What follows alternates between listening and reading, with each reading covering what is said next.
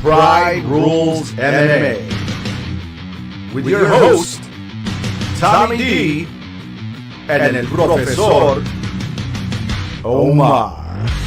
Special thank you to our sponsors, ADK Fightwear, Black Hole Jiu-Jitsu, Madama Jiu-Jitsu, and of course, Fightbook MMA. Hey, what is up, everybody? Welcome back. It is Tuesday night. We're coming at you a day late, $1 short, but we still have one hell of a show to bring up to you guys today. El Profesor, Chief Buffalo Balls, Omar Sangarima is joining us with our great producer, Mr. Rudy Lara. Omar, how are you, homie? I'm doing good. I'm happy to be back at it today. Yes, I'm very pumped. We have a great show to talk about with you guys today. We're going to be going over that fight card that's happening on ESPN Plus this weekend. Got a couple other things we want to talk about. But to start off, speaking of ESPN Plus, ladies and gentlemen, Fightbook MMA has signed a deal with ESPN Plus. That means when you go to Fightbook MMA for all your MMA news, which is where you should be going anyway, throw some support. Because, you know, Roberto and the whole writing team, we put a whole bunch into bringing you guys some great content. So you come on our website. There's a little icon, ESPN Plus. Click on it for your 7-day free trial, $4.99 a month. You get it through our website. A little bit gets kicked back to the website. It all trickles down to us so we can bring you some more and great, excellent content. How big is this? Rudy, you've been with Fightbook for a while. How big is this for us at the moment? It's extremely huge. We've been trying to get our foot in the door with the UFC, and this is the biggest opportunity we've had. Gateway, man. Yeah, it's kind of insane because when we talked about this in the beginning, which is really funny, timing is everything, right, Omar? Oh, so Christ. we get Fightbook as a sponsor when we were with 2 Minute Warning, who gave us our start. We will never forget that. We jump on there. Next thing you know, USA Today links up with Fightbook. And then now this. So timing is 100% everything. I'm so proud to be a part of this team. And Omar, I'm glad you're along to ride the coattails as well. Oh, that's all I do. I mean, I like being a good number two because the number one guy gets all the shit. And then I just get to sneak in and have some croissants. And you know what? We can't forget our man, Kareem. We got to get Kareem back on here one day. He was a pivotal part of this for most of the shows. But you know what? With this ESPN Plus deal, I think this is great. You guys really need to come over to our website and get it off of there. I got ESPN Plus today off the Fightbook website. I'm doing stuff I don't even have to be doing. I'm showing the support. I'll be jumping Omar, on. I'll be jumping on tonight. Yeah, you better. I will. I absolutely will. It's just you better. It's crazy today. I'll grab some dinner, and while I'm grabbing dinner, I'll sign up. Yeah, you bet. Because honestly, I was looking at the content today. It's actually really pretty good. I was watching the Ariel Helwani and Chael Sonnen show. It's not bad except for Ariel Helwani being on it. Oh my God! Well, we can't come on. We can't be doing shots over the bow. I mean, yeah, we can. He's a bit of a putt sometimes. It's a mixed bag with Ariel. I want his job. I understand that, but like. It's a mix. I want to go back and forth with Chael. I think Chael and I can have some actual pro wrestling, like, that'd be phenomenal. Promo work going on. Yeah, it would be some pretty epic business. You'd be better than whoever he has on his podcast, like right now. Like I think, like does he have the car salesman back? Because that's when my friend. No, I don't see Joel anymore. The Godfather, right? That's what it was. Yeah, and like I don't. You know, he's had some problems, but then he had like some Herb on there. Yeah. It was like a yes guy kind of. Is it safe to say anybody except you and I is just Herb on his show, unless it's like Boss Rutan or Enzo? Yeah, or Enzo. You know, like exactly. Like actual, I can see that. Yeah, that's a strong case to be made. I'll keep making it. Trust me. So, guys, yes, come on over to Fightbook MMA. Click on that banner for the ESPN Plus because that is the only place you are going to be able to find the UFC that is going on this weekend. So before we jump into that card action, news just broke a couple hours ago. A fight was signed for March 23rd. Oh, God, I can't even believe we're going to – Anthony Pettis Pasta weight. Moving up Pasta. a Moving weight up the pasta weight. Like what? to take on Wonder Boy. Stephen Wonderboy Thompson. Yeah, is anybody giving Pettis a shot here? Rudy, what about you? No chance in hell. Yeah, I'm just, whenever I see you pick up your fucking phone and you're not paying attention, I'm gonna call to you because you need to pay attention to me. And He's that's like a dickhead professor. That's great. That's not even. That's so not the move. Didn't BJ Penn do this to like he ate a ton of burritos, moved up 17 weight classes, eventually fought Lyoto Machida at heavyweight. We had no business fighting him, but this is not 99. This is not 98. It's 2019 for God's sakes. I don't understand what Pettis has done. They stole his soul when they set that car on fire in his driveway back in the day. Ever since then, that's the pivotal moment. There's some background bullshit that we don't know about. Something happened where I think they took part of his shade. I'm a nerd and I watch The Magicians on Sci-Fi. They took something, part of his soul, that he's never had back. He's had flashes. I mean, what is it like? I'm going to go lose weight and go to 145. That didn't work. I'm going to come back to 155. That wasn't amazing. And then you're going to move up to 170. I mean, even Cerrone, who had great success, at least at first, at that weight class, has decided to move back down because he knows that's where his title shot hopes are. Maybe he's just sick of cutting weight and he wants to fight for a few more years, I guess. Jesus Christ, I'm more interested in seeing Sergio fight, and that's saying a lot. You know what my thought process on this is? Oh, Jesus Christ. I mean, Tommy, I saw you loading it up to him. Like he's setting up the cannon right now. He's just cranking the trebuchet. I just don't understand why. He just had an excellent fight. Yeah. He had an excellent fight with El Kukui. He's fine. But he lost, right? And his mind, like that's the only thing I could see is that like his camp is going, hey, maybe we'll just, this is not, when I start seeing this in a fighter, especially towards maybe the latter third of his career, you start wondering, okay, like who's around him that needs to sit him down and say, you need to stop with the shenanigans. Because this is not the answer. Something's not right in terms of like, if he's really thinking, I'm going to go from fighting El Kukui and doing well to jumping to 170. Like my man's getting steered the wrong way. Well, let's play devil's advocate and think here. Maybe it could work out, not really cutting any weight.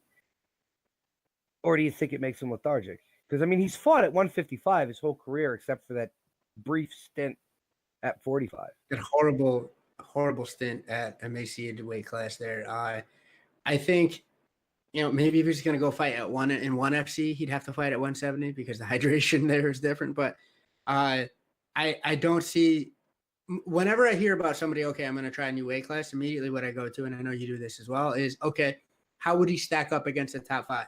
And if I don't see wild success in the top 5, then I go, okay, so then what are you really doing it for? Because you know what? If it's not him, if it's not his coaches, there's somebody in his circle that at least maybe made big eyes when he said, I'm going to go to 170 because, we're all fight fans. We all know the game here. Mm-hmm. Other people in his circle had to have been like, man, I don't know if you're going to kill that top 5. I don't see it. The grappling is too strong at that weight class, especially. Mm-hmm. And towards the top of that weight class, especially in particular, who's he going to beat in the top 5? Wonderboy's going to kill him. Yeah. I mean, range to play the Wonderboy game with Wonderboy? It would have to be Showtime Pettis pulling off a Showtime kick that actually knocks somebody out and not just knocks him down. Yeah. It's got to be vintage Showtime. And whenever you're trying to say, hey, listen, I got to summon vintage Showtime, it's sort of like Dragon Ball Z when you got to go back to the old spirit bomb trope. You know what I'm saying? Like, okay, we're going back to this. It's you're throwing a Hail Mary. And who knows? But the thing is, for every Donald Cerrone, there's going to be 3, what I think is going to be Anthony Pettis's. There's going to be 3, BJ Penn when he went up way too high. And he started having mixed success.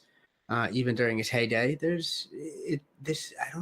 don't see this being a really great idea. Even look back in the day at Robbie Lawler, a guy who's kind of floating at the 170 to do his serious business in the UFC when he made that last run, right? Like, so it's almost like, hey, you can get away with maybe not cutting and getting a little bigger, A, if you need to, or B, if you're not facing the type of competition that you're going to be facing in the UFC. Just the fact of the world here. He could probably get away with being 170 somewhere else. For sure he could. He's talented. I wonder if that's I see that now you raise a good point with that. I mean, he's not over the hill. He's not past it. So it's got to make you wonder. It's not. I don't think. How many fights does he have left on his contract? I'm starting to wonder if this is dwindling down towards the end, and he's trying to see what weight class he'll feel comfortable at if he does leave the UFC. Because just like you said, with one FC, he could be 170. Yeah. If he were to go there. And now that the boogeyman is out of that division, right? I mean, or no, Askren was fighting 185 in one FC just because of the hydration rules, right?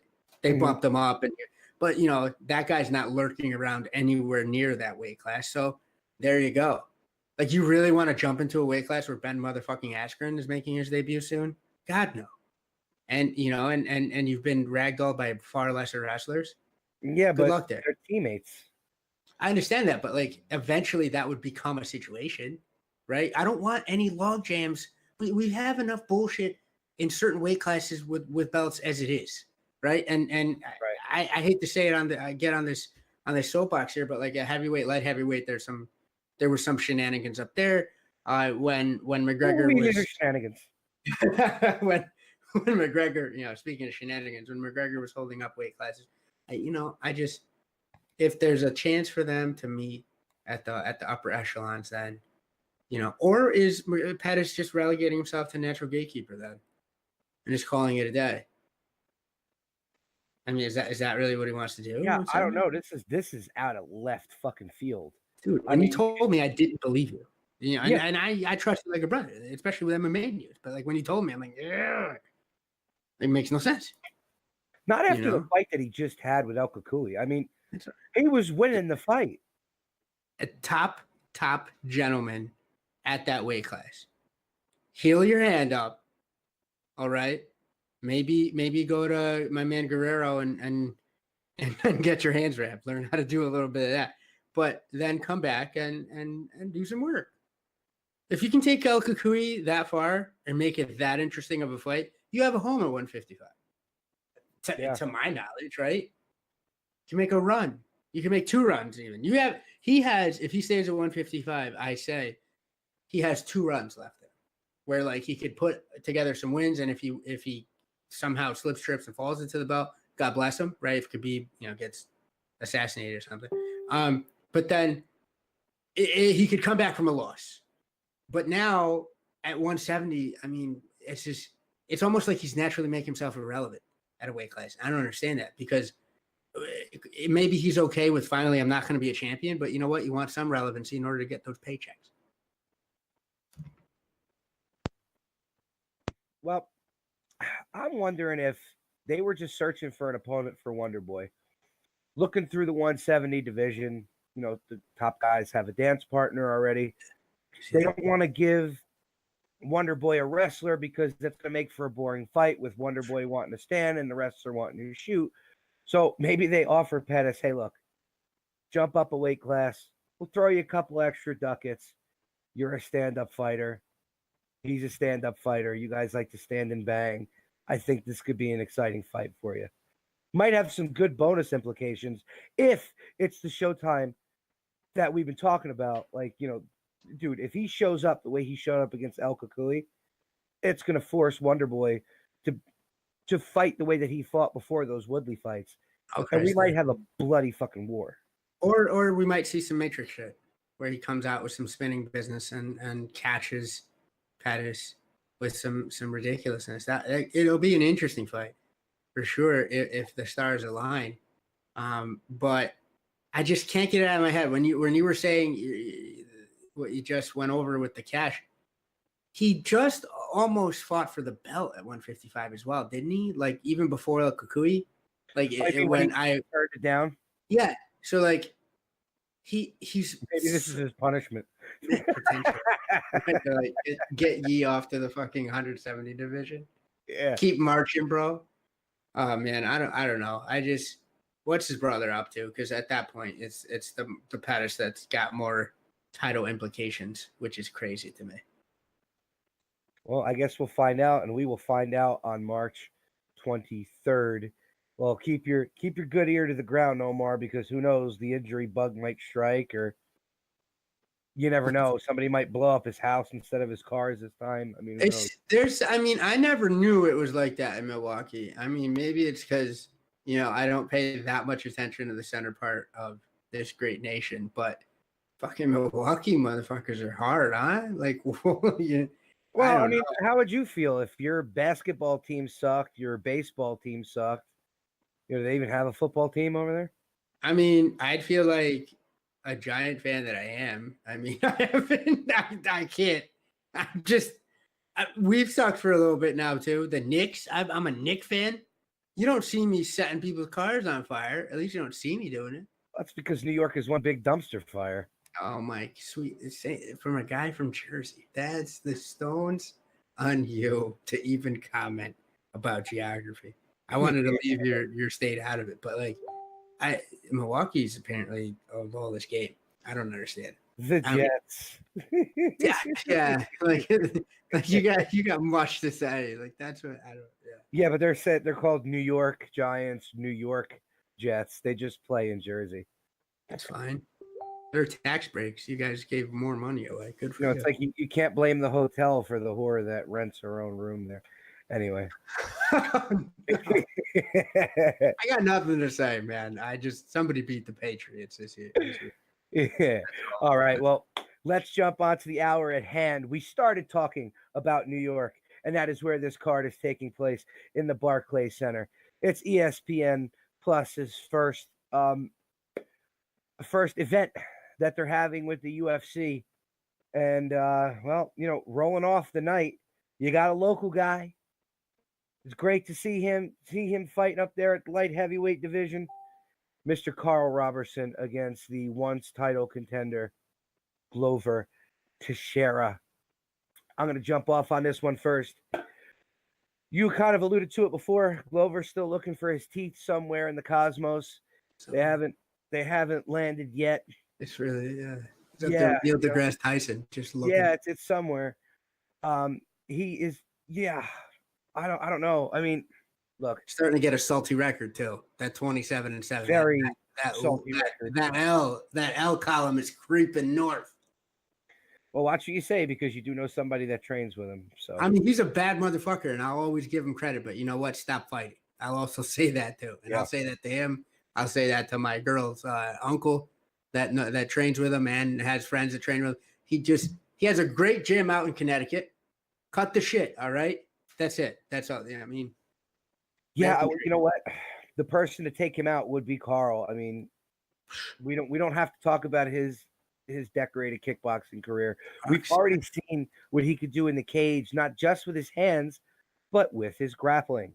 That's what it's the one big killer ace that everybody always alludes to when Glover is there is that he's still relatively multifaceted, right? Mm-hmm. But I mean, I hate the visa office in the United States, and that's what I'm always going to bring up when we talk about Glover, is the fact that this guy spent much of his prime fighting tomato cans across overseas in different places because for some reason they thought, I don't know, he was going to smuggle opium in his nostrils. I don't fucking understand it.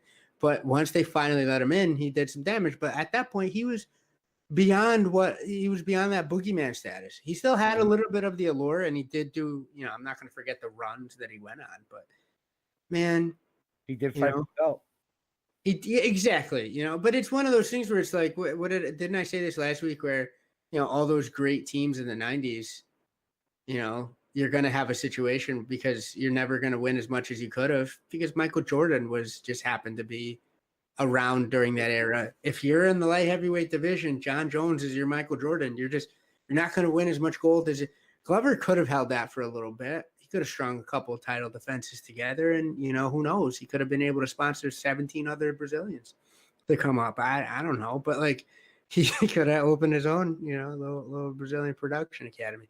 But as it stands, he's for me, he's one of those like unsung legends in the sport still. I don't think he gets as much credit as he deserves, but I think he shouldn't be fighting at this point, man. What has he got to gain? He's gonna avenge his loss against John Jones? Like, dude, maybe 17 years from now. When John Jones like dies or ODs or something, you know what I'm saying? Yeah, he does like 17 rails, flips over, and then Glover like grounds and pounds him and takes his belt. Just puts a foot on his chest and does the ultimate warrior. Exactly. There you go. And Rudy counts him out. 1, 2, which 3. would be amazing. I always pictured Rudy as more of a Mean Gene Okerlund type guy. Attention hotline fans. Exactly. But yeah, is there any doubt who we both have winning this by? I definitely have Carl winning this, and I mean, it's a big step up in competition for him, for sure, because they're starting to skyrocket him a little bit. If you think about it, I mean, this is a name making. This will get him main card. Was Glover's last fight when Gustafsson knocked him out? Was that his last fight, Rudy? I'm gonna. Yeah, exactly. There you go. And that was bad. That was 1,700 unanswered uppercuts. That was bad, but it was also against the guy who just challenged for the title and got molested. But then you have this conundrum now because you're having Carl making a name for himself off of Glover. Let's say he wins. Well, now you got Corey and Glover making a charge for that belt. I think that whoever wants to be a true title contender in the light heavyweight division needs to sign John Jones up for an Omaha Steak subscription. And just they'll for $39.99 a month, they'll send him all choice cuts of meat. He needs to bulk up. He just needs to get fat. You had to say Omaha Steak because now that's all I'm thinking of. That's all I've been thinking about. I've been rewatching The West Wing because I'm a liberal son of a bitch, and and they mentioned Omaha Steaks a couple of episodes ago, and I'm like, son of a bitch, you know what I mean? But it's just bad, I'm trying to lose weight, but I'm like, I just want a fucking steak. But you have to hope that, I hate to say this, but you have to hope that he fucks up again. Meaning John, like nobody's gonna take that belt from him as long as he's somewhat on the legal side of things and trains at least once every 2 weeks, which is wild to say. But who else? I mean, just have him move up. It doesn't matter. This is all, what are we really, if you're not first, you're last. Are we talking about who's going to come up number 2 here? Yeah. I mean, it's funny because we talked about this before. It was like, how come they have Carl fighting at middleweight? Why do they haven't fight at middleweight now? Fighting light heavyweight. I don't understand. I don't get it. I mean, I think we might actually see him look better at light heavyweight. He looked great at middleweight, but this is kind of because I know, Sean had said he's done both, but to me he seems more comfortable at light heavyweight, and his power is just his power translates. His power translates. His cardio is not. It doesn't seem like too much of an issue at all, if an issue at all. His grappling's still good, so like you can tell that he's not getting overpowered by the larger men. I think his frame can carry it. It carries it well. I think he could fight wherever he wants to. If he wanted Wilder title hopes, I know what I would tell him as his life coach is get you to 185. That's really what I would say. Or you hope that John, I don't know, punches a cactus, on his way from an ayahuasca trip like that. Or maybe this is just they wanted a local guy on the card. For sure. I mean, Benavidez is on the card, but this is as local gets. Yeah. Pride of Neptune, New Jersey. with Carl. It's not that local, but It's local enough. it's closer places to Barclays Center. Yeah, like what? Out of all these fighters, which one? Henry Cejudo? What, closer? I'm saying you could probably find a couple more local guys in the great 5 boroughs. You don't have to go out. Yeah, well, Frankie wasn't obviously ready to be on this card, for sure. or they didn't even have a fight for him on the card. Yo, let's get Lyman Good to pump up to light heavyweight and just say fuck it. Let's have him fight Glover. I wouldn't mind seeing I wouldn't mind seeing him on that card. He won his last fight. Yeah, and he's been a New York representative since way before it was ever even thought to be legal. Did lose pretty quick to get into the Ultimate Fighter house though. You had to bring that up, didn't you? You had to. Are we sponsored by Coca-Cola today, bro? Like, you're fucking killing me with that. Why, are you jealous? I am, because I'm not allowed to. I wish I was fucking, Andre the Giant and like cover the can, you know what I mean? But I mean, you do look like you got some fucking meat hooks on you though. Don't sell yourself short there. Anybody want my peanut? Anyway. Tomahawk. Tommy the Tomahawk there. All right there, Chief Buffalo Balls. So so with this fight, I honestly think it's gonna go the distance. I don't know why. I think it's gonna be a bloody 3-round war. What about you? I hope so. I mean, that's the best we could hope for. Yeah. Really, in terms of entertainment value, because I don't know. I'm not trying to be a snob or anything. I'm really not. But like this, it's a relevancy thing to me. Mm-hmm. Carl wins. Good for him. He's got the most to gain, of course. Oh, for sure. Glover has the most to lose, but I think it's a zero-sum game because let's race to get to the log jam at the top of the division. I don't understand it. We'll see. Maybe Dana's playing the long game in a way that I can't understand, and he's sending hookers over to John Jones as we speak. Potentially. I don't know. Maybe he's buying more knockoff dick pills. Yeah, sure. Exactly. Right over there in Albuquerque, New Mexico. And so do you think it goes all 3 rounds? No, I have to disagree. I think I want it to go all 3 rounds, but I'm thinking Carl puts him away in the 3rd round. I'm seeing some sort of finish because Glover can't do to Carl what he does when he gets into danger mode, which is hang on him and then slow it down, build it to a grinding pace. Like Carl can grapple to the point where that's not going to be really much of an issue, especially if it's in reaction to one of the bombs that Carl.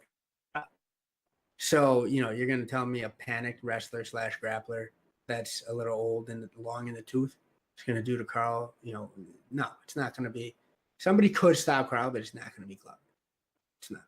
Yeah, I kind of feel the same way, but I'm just hoping it's an exciting fight. This card needs to be kicked off special. Yes, it does.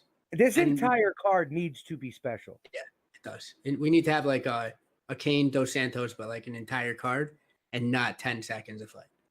Like at least give it a couple rounds of fight. Yeah, because this is kind of the UFC going a little out of the fray here, like what they did when they had the Ultimate Fighter on Spike, where if it wasn't for that Ultimate Fighter finale fight, that one last fight with people watching it, the UFC wouldn't be as big as it is today. Well, now the UFC and Fightbook MMA are teamed with the biggest sports franchise. Exactly. You know what I mean? The worldwide leader in sports here. So this thing needs to kick off, and it needs to kick off big. And this is a pretty good fight to do that with. So let's talk about the next one. Do I hear a saxophone playing in the background? I can't. Yeah. Yeah. Right. The next fight, you dim down the lights. Yeah. There you go. Maybe put a little Barry White on. Some Don Henley playing in the background. Somebody's going emergency. Light some candles around the room because it's going to be a Scissor Me Timbers 3-round fight. Oh. Rise and fall. Yes. MMA and ESPN. What am I, Eric Bischoff?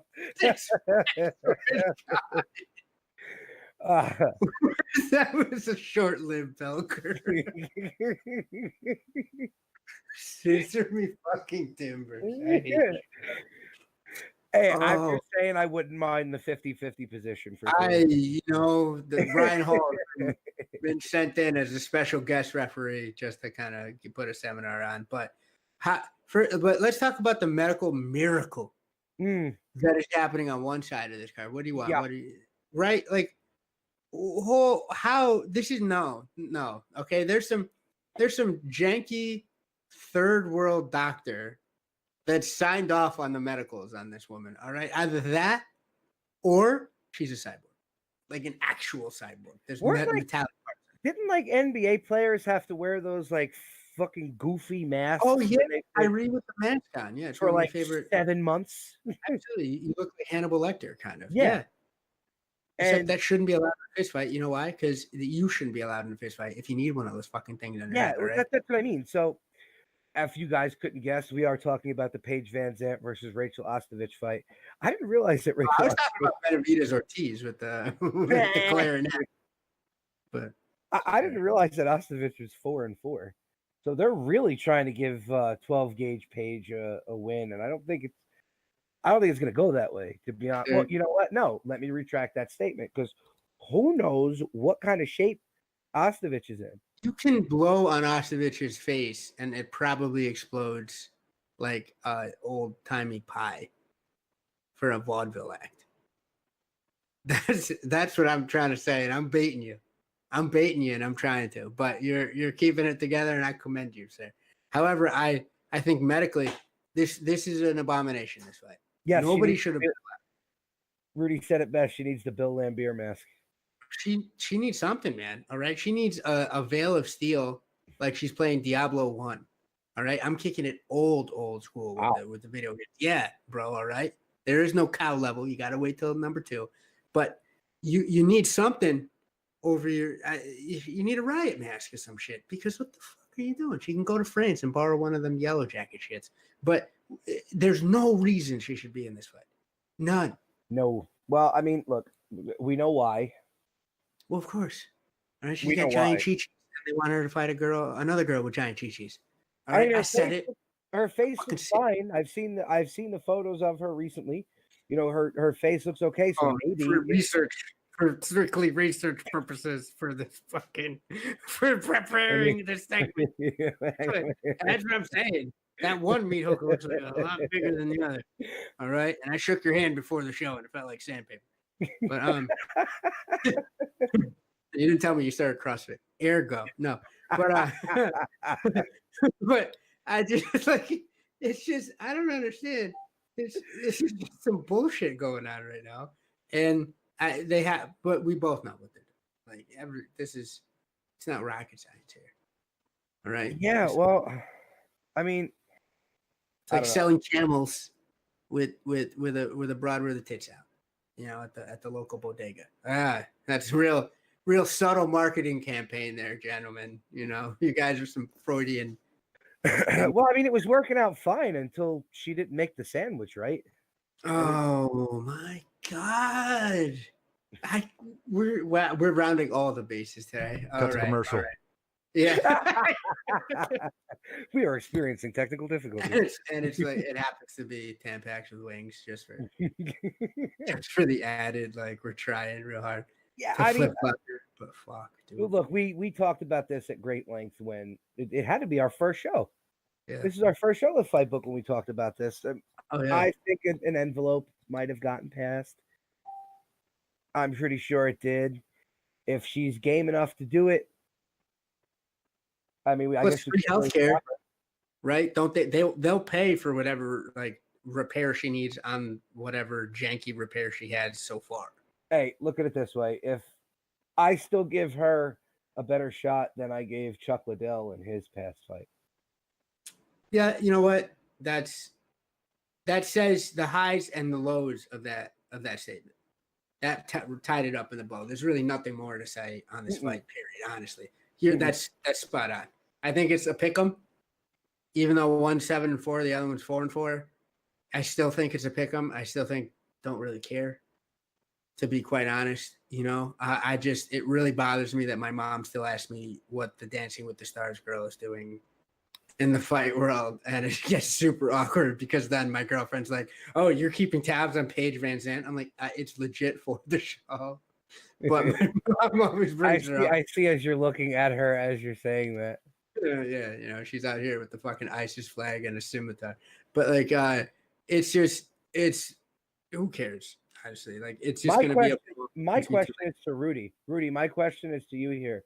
Do you think there's going to be more blood in the cage or silicone? Fucking Blood. relax. That's what we need to hit him with the with the Dame Dash. Relax. We got to get a sound machine in here, like bad. I'm sure he's got one in his like treasure trove of fucking toys laying around over there.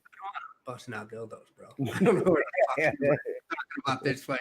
He said treasure trove of toys, which I almost stumbled on. All right, English. What do you think that lightsaber is in the corner over there? You think that's like an actual lightsaber? I mean, it lights on and it makes noise. That's all I can speak to. Yep. No, that's a different sort of lightsaber. Jesus, it's not even 8:45. All right, so you're saying it's a pick'em. Yeah. I have a feeling Ostevich should walk away with the decision if it's a close enough fight. Okay. I'm so not like, it's just good. Yeah, I'm really not that interested in it either.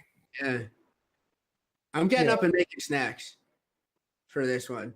Like, I'll be glued to my chair watching Glover and Carl just because I want to see what happens with their careers. And then I'll be like, okay, I'm gonna go get the cheese wheel and some gluten-free chips and go to dinner. Oh, you're not gonna go through the biscuits and milk? No, that's for Fridays. All right, so you got to pick one. Paige, just to be a contrarian douchebag. I mean, okay, yeah, really. But I bet the farm. We are making jokes here. Both of them have skill, especially Paige. Paige has skill. Yeah, she has skill. My thought process is, great agent, and I wonder if she's going to tip over at weigh-ins. Like, it's really like, okay, I'm all for doing whatever the hell you want to do. I'm missing an ear on the right side of my head. This would be like me getting a gramophone attached to the side of my fucking head. Happens. That's what happens when you come over here illegally. It gets caught in the fucking barbed wire and it's off. But it would literally be like me getting a boombox or something attached to the side of my head and being like, look, so obvious. Here. See? It can play back songs too. It's like two-way. But it's just there's no subtlety here, right? I'm not, whatever, man. I'm not a surgeon, but it was hysterical though, because it's like she was out for so long because of her arm. Yeah. And then she takes a picture. She's like taking a picture of herself holding a coffee mug, and it's just like donk. Yeah. Okay. Well, why did that happen? Why are there 3 coffee mugs in this? And why are 2 of them Costco size coffee mugs right now? You know what I'm saying? Like the real big ones that you bring on a shit job. Yeah. It's like, wait a minute. I thought you said you were out because you broke your arm. Yeah, I mean, you got a new pair of blouse bunnies. You have an arm in your chest, and did you break that? And is that the scar tissue? No, Dana doesn't get mad for taking time off for that. Of course not. He knows what butters his bread. But now, kind of pivoting slightly off of that, was this some Wolf tickets that I saw? Did Joanna Champion do the same thing, or did I see some doctor photos? Yeah, I if they're doctored photos, we need to get that guy photoshopping for us here to make some Photoshop the Kennedy assassination is what you're telling me. That's how good. Okay, because it looks like she just is like, fuck it, I'm never gonna be a champion again, so I might as well just get giant knockers. Okay. There's nothing wrong with a flotation device. I mean, I thought Poland was a landlocked country. So I don't know what she's needing that for, but hey, that was a great historical joke. That was a lot funnier than you're giving it credit for, you son of a bitch. You lost me at Poland. Stop it. There's some Polak in you. There has to be. No? Aren't you white people sprinkled with everything under the rainbow except color? No. No. Us Italians were ravaged. No. We were ravaged. I'll leave that at that. I'm not going there. So Benavidez Ortiz. How about we keep it moving? Jesus. Gonna come out with some Mussolini humor, and I'm just gonna. Yeah, you see this fight. I was sitting thinking about this during the day. I really don't know. I mean, how much does Benavidez have left? He's amazing, but how much does he really have left? And is Ortiz on that much of a come up right now that he could actually beat whatever is left of Benavidez? I'll go with the safe money with Benavidez, hometown guy. You know what I mean? I'm playing it fast and loose. And I'm going with Dustin Ortiz. All right, so we're just going to go opposite of each other. I just, because again, it's one of those where who shows up. It really could be like if Ortiz has enough of a good day and Benavidez, he doesn't. There's not that much of a skills gap anymore between these two, where Benavidez could have a bad day and still come out with a W. I mean, he like a real bad day. That's just against Henry Cejudo. I mean, as much as I hate to give Cejudo the credit, what are you gonna do? I think it was the hair. It's always the hair with Cejudo. But I think Ortiz shows us that there's even less left in Benavidez than we thought there was. So yeah, and it's not me saying that Benavidez is done or anything like that. It's just there's guy's got a lot of fights. He's got what is he, 26 and 7? 31 fights. That's taller than he is in inches. So I mean that's a lot of fights on a midget. That's as many title defenses that Mighty Mouse had in the division that he built that they're ripping from him. That's who? I went the casual route. Yeah, that was awful. That was not right. You are not a Christian. You are not a Christian. I'm putting my head down. I'm actually holding on to the MMA Bible right now, and I'm praying for your soul. They shipped him to fight a foreign war, for fuck's sake. That's how quickly they wanted him out of the UFC. They traded him for, like whatever they're paying Ben Askren, whatever his asking price is. So it's not like it was a trade. So, they got a pack of bubble gum and, some more monetary liabilities, but they still gave him away. And you can watch Demetrius Mighty Mouse Johnson fight at 3:00 in the morning on TNT after a replay of the NBA Finals. That's what, that's what they sent him to fucking purgatory. Like that's really. They just said, "Here's limbo." Yeah, but you know what? The fog. Eddie Alvarez is there too. I mean, but that was much more. I feel that was much more of a graceful exit. I think Eddie wanted to go, and then they called it a day. I hope. You know what? Fuck it. I hope Mighty Mouse is getting paid wild amounts of different national denominations. And I hope he you know what, he could become a fucking like international Twitch star off of this shit because the Asians love them some Twitch. Who knows, right? He could turn this into something where he could become a Twitch person. And you have with Eddie going over there, he has the opportunity to win a belt there, so that means he would have won a belt in every major organization. I think he will, and then he's finally going to go down as a legend by at least the folks that aren't giving him the props that he deserves now. Eddie's a different story, I believe, but they did Mighty Mouse dirty. I hope it turns it around. However, I got Dustin Ortiz beating our boy Benavidez again. To reiterate, in case you forget. All right. Well, for me, I think this one goes the distance. I think it'll be a pretty good ground war, but I think it's going to go the distance. What about you? A lot of scrambles. I think there's going to be some wild scrambles. This is going to be a good night for scrambles. Mm-hmm. Because you have these guys. You have the next fight on the card, and then the anchor, the main event, is going to be Scramble City. I feel some wild business, but let's not get ahead of ourselves. So take it away, sir.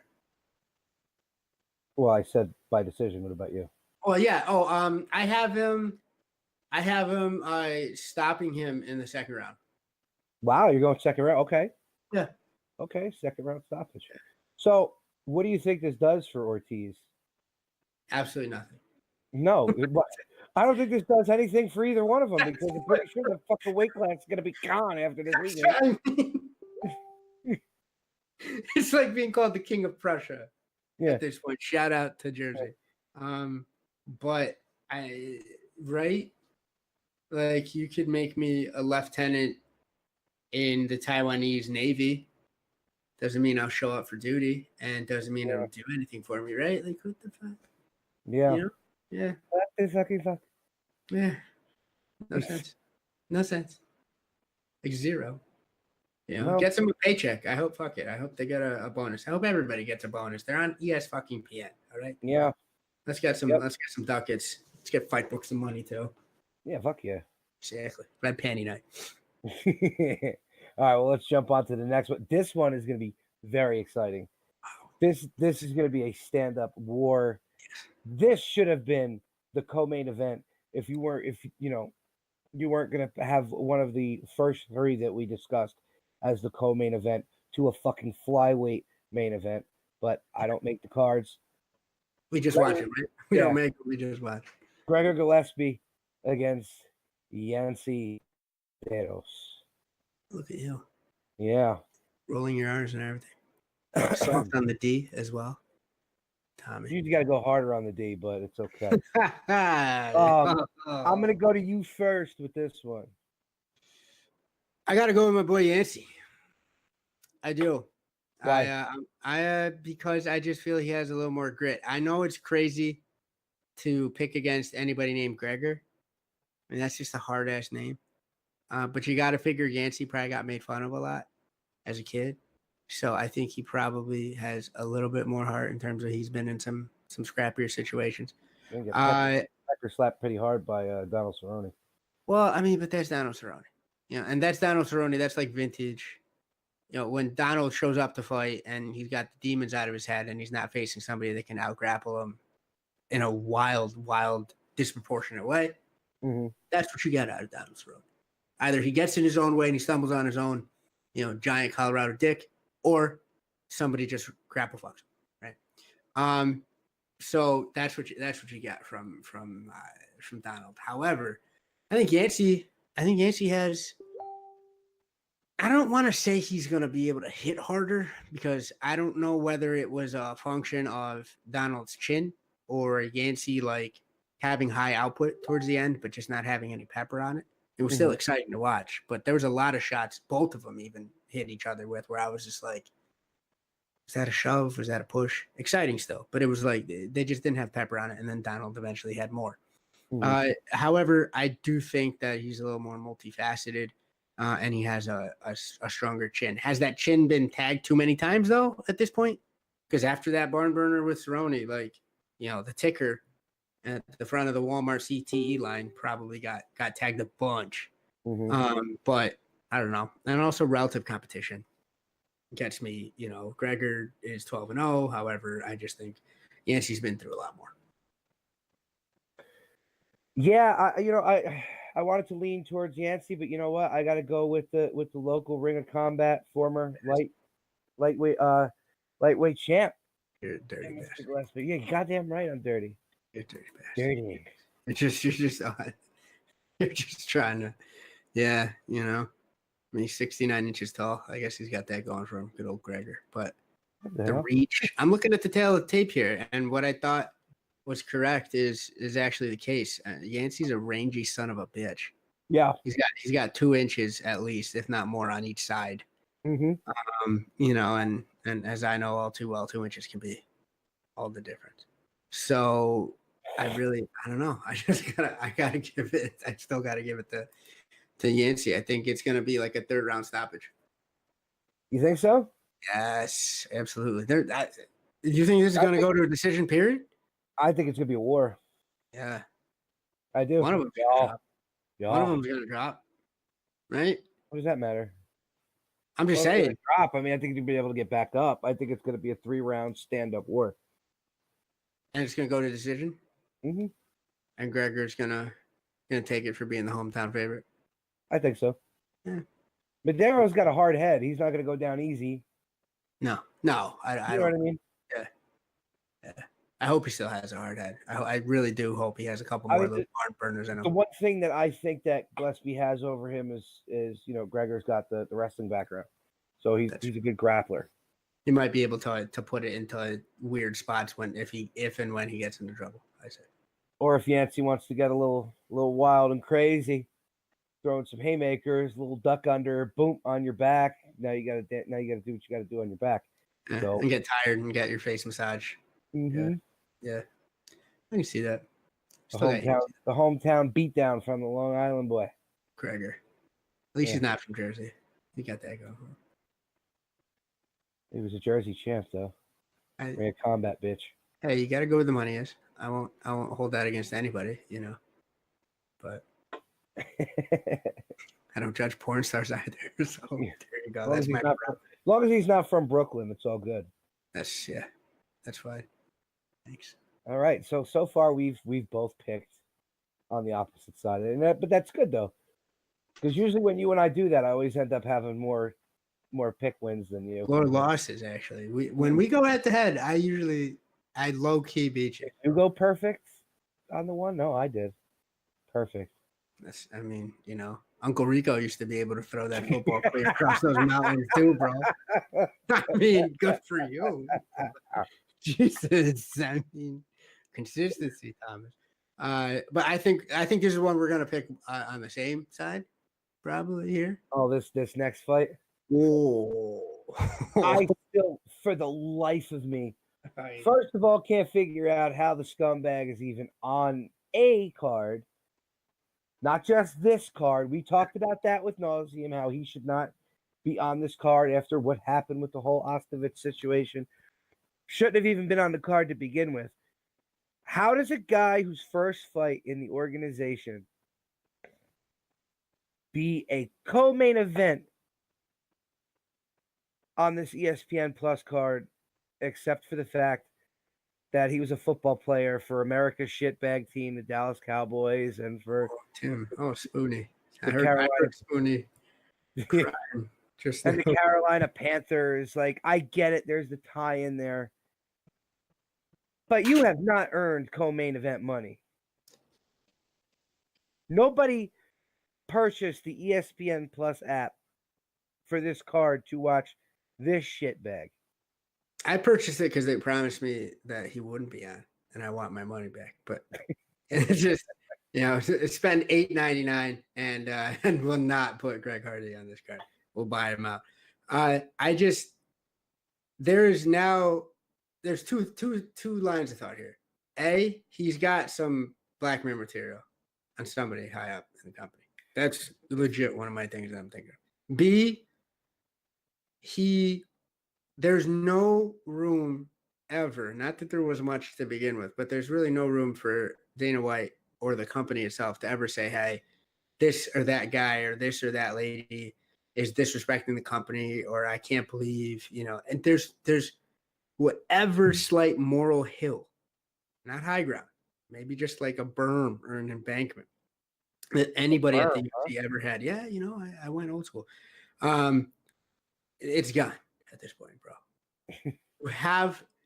You have the ball sack to put a wife beater on the top end of a card that you have a woman who went through domestic violence on the bottom end of that card. This thing is all sorts of wrong.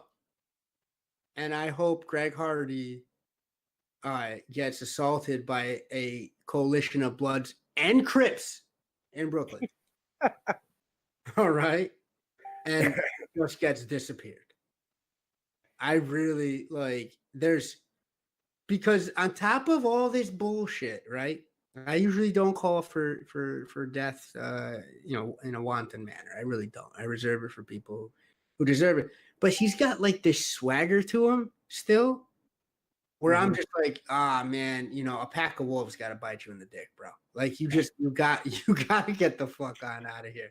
That's the thing. It's like that. It's those three, that layer cake of shitbagness and fuckery that like the promoter, the agent, the person fighting, the fighter himself, like they're all just building, you know, this layer cake of bullshit.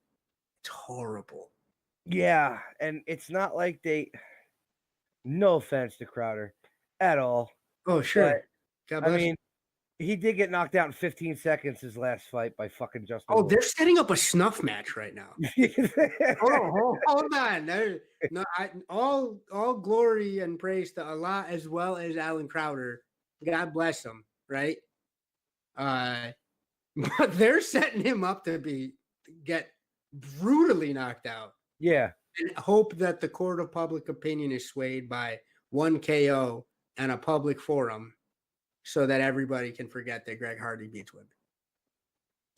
That's really, they're going to set him up with, I don't want to say this because I don't think Crowder is a can, but they're going to get the most canniest.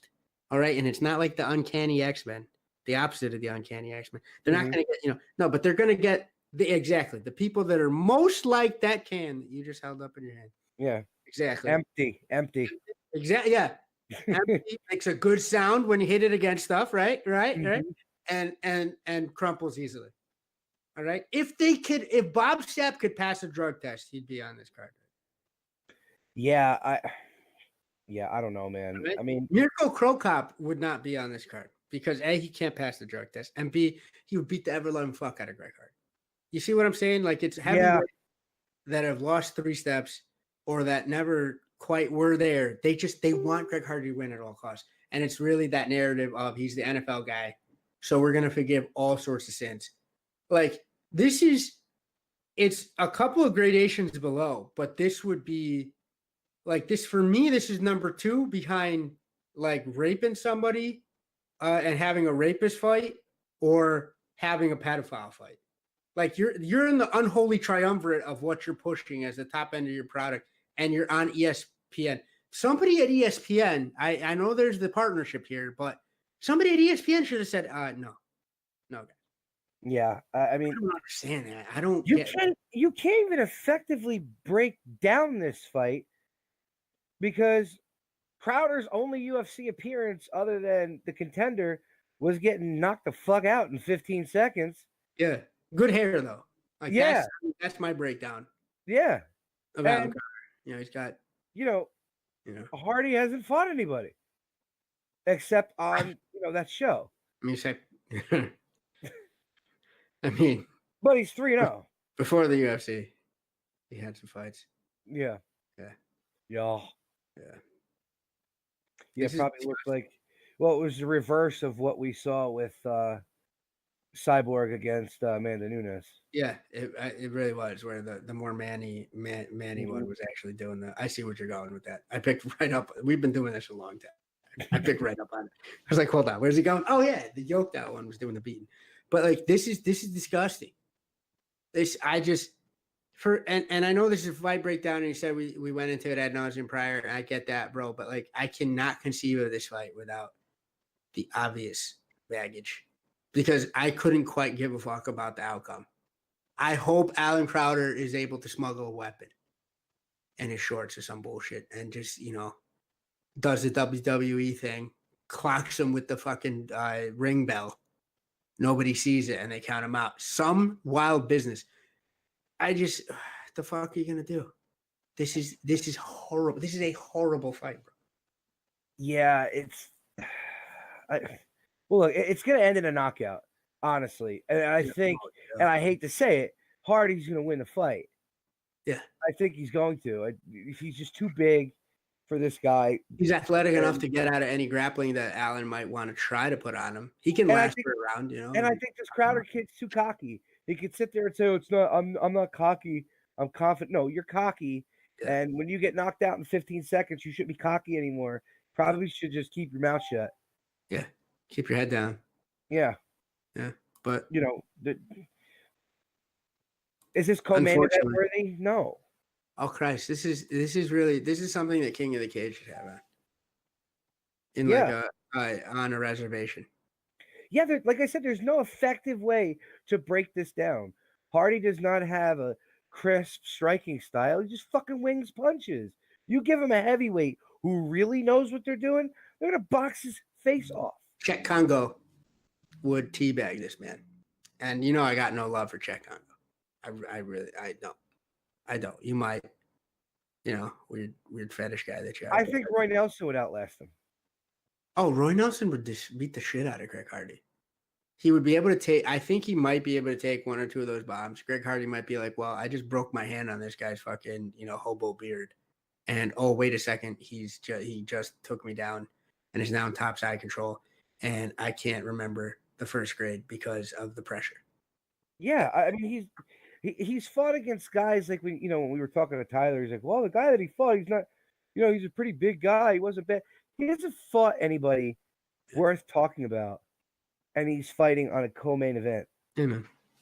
It's almost like the notoriety helps him, which it makes me even more angry at the whole situation. It really is. I don't just think that it's the fact that he's an NFL guy.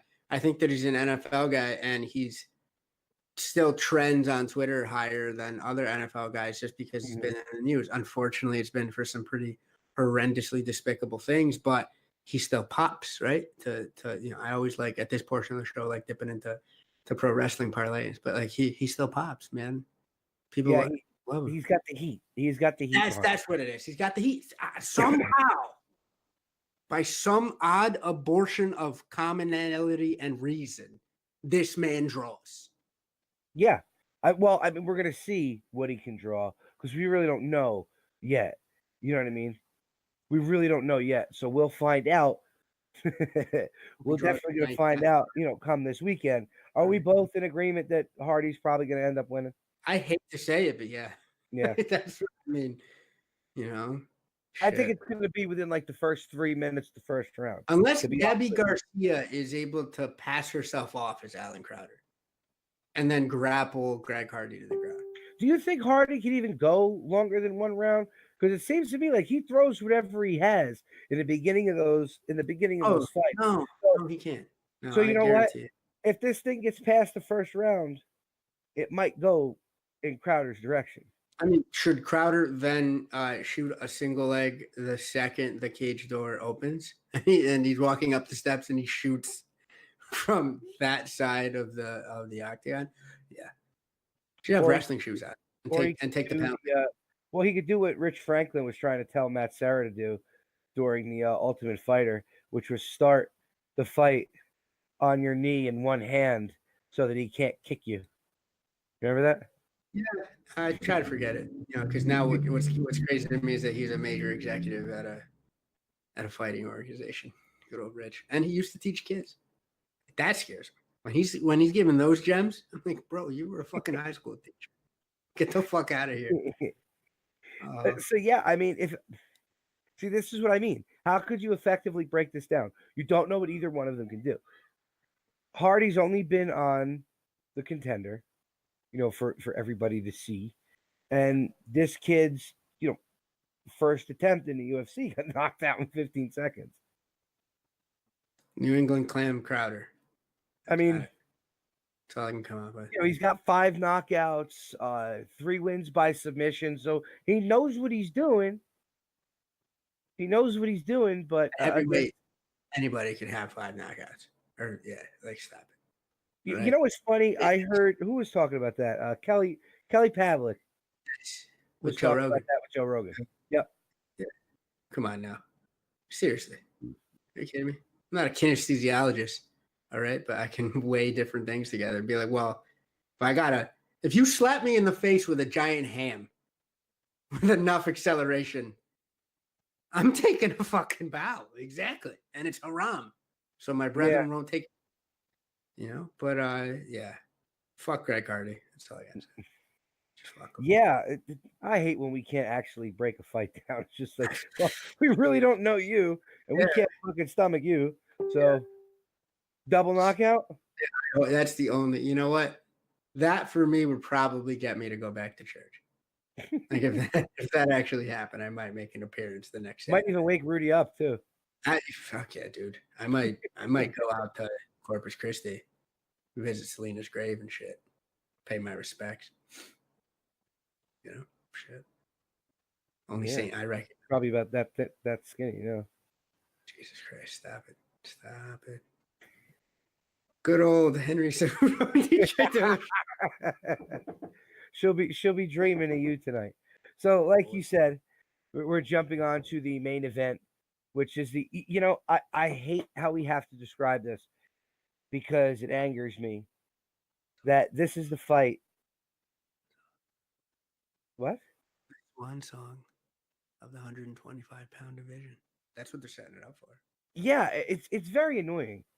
It really is. It's very annoying, just because with Mighty Mouse gone, this division could actually be something to make money. This division could actually be something to be exciting, because none of those guys are beating Mighty Mouse. Cejudo did not fucking beat Mighty Mouse. I don't care what anybody says. That would have been that guy's division forever until he decided to retire. Now that he's gone, they were stupid in letting some of those guys go, especially Jose Shorty Torres. The kid's 25 years old, and you're going to let him go? Why? Because he lost one fight? He lost one fight, you're going to let him go? So he's 1-1 in the UFC. It took him forever to get there. He's been undefeated. He was a champ. That's why Now you let him go. I feel like he called them out on their bullshit. He did it his own way. They finally had to give him a shot. He did the damn thing. The second they could feasibly try to get rid of him, I feel like they did our boy dirty there too. They got rid of him, and they got rid of other guys in the 125 division.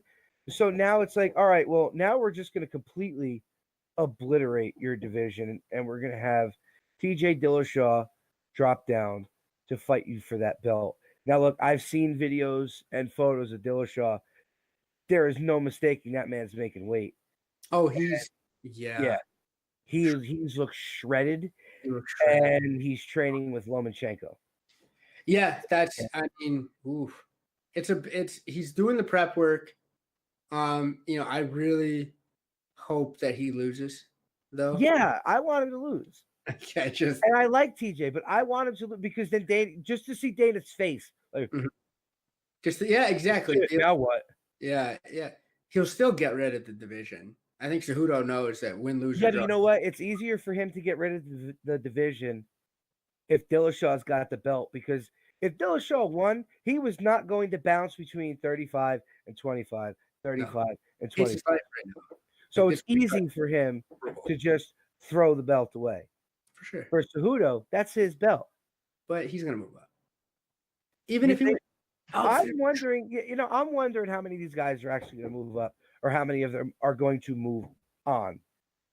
Do you think Cejudo follows Mighty Mouse to 1FC? Unless there's a wild because you know what? If he moves up, there's the natural rematch regardless of the outcome. I mean, unless he gets starched like in 10 seconds, which I don't see happening. So there's that natural rematch storyline that you have with Cejudo moving back up.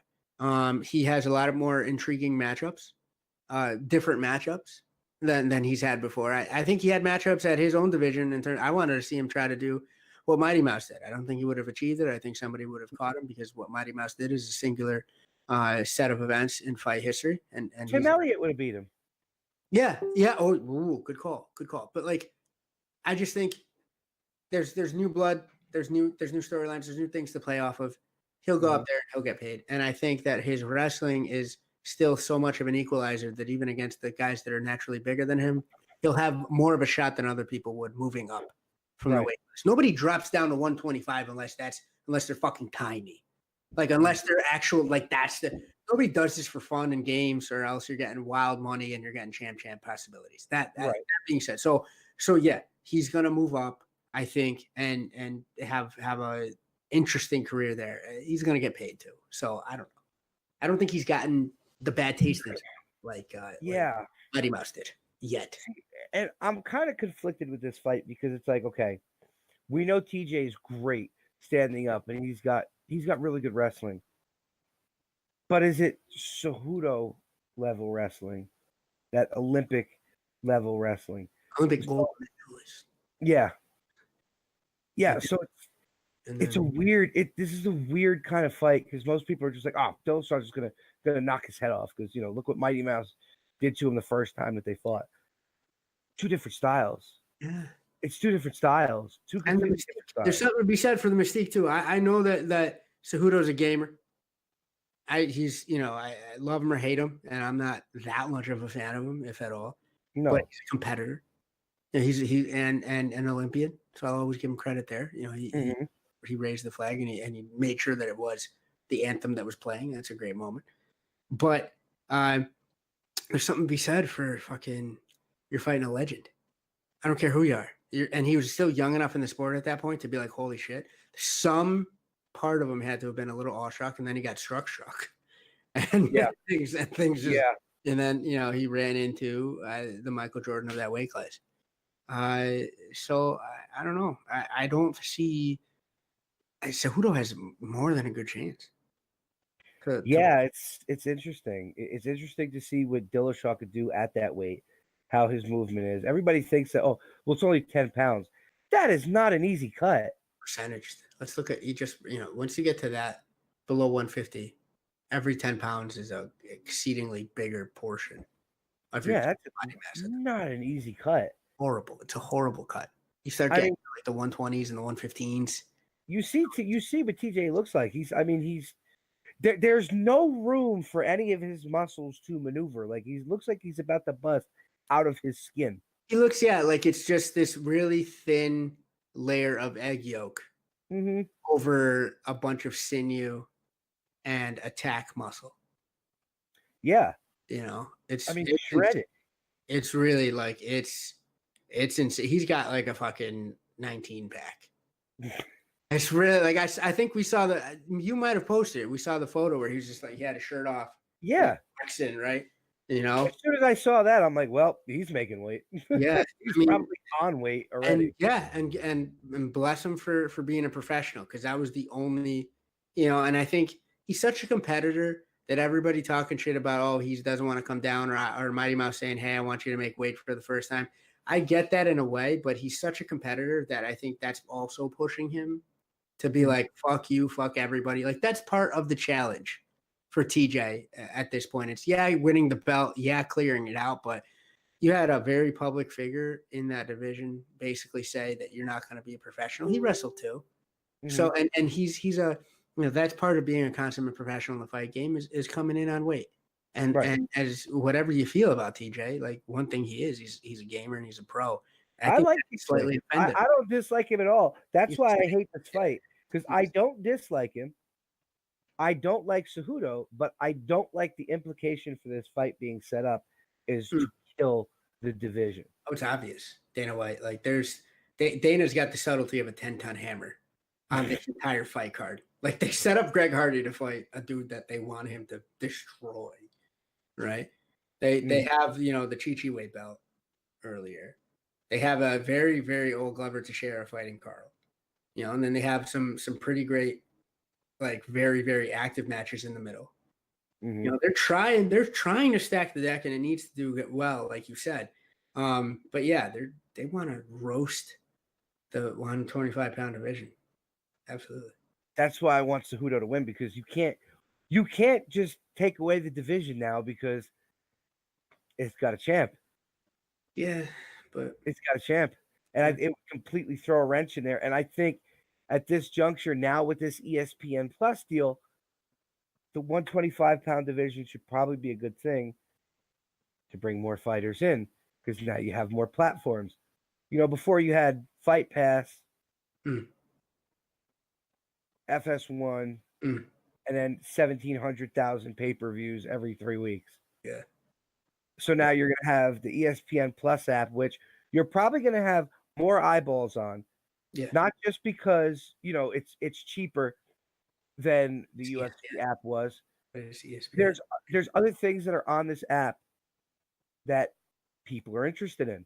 You have college basketball and things like that are on it. So they're like, well, I'm already paying $5 a month, so let me just jump on and see what this UFC fight is all about. It's not costing me anything extra. Yeah, it's already a set cost. Plus, like, remember the advent of the lighter weight classes. Obviously, you had the giant star in Mayweather bringing shine to like the lighter weight classes. But one of the things that I always remember was the fact that, like, for a long time, you could find free fights on cable, ESPN, like a bunch of those that you mentioned. Sorry, yeah, Sportsnet. But I'm just saying, like, the lighter boxers that I remember watching, a few years ago now. This is crazy, but it's something that I wouldn't have said, hey, I'm gonna buy a pay-per-view, and I'm a fight fan. I wouldn't have said, hey, I'm gonna pay for a pay-per-view to watch these lighter guys go at it. But I became fans of the lighter weight classes for boxing, and then for me, that translated into once the UFC got their shit together and brought them in, I was like, oh, okay, cool, and I'd also seen them overseas and blah blah blah. But like, they're exciting fighters. They're an exciting division. It's all action all the time. They don't get tired.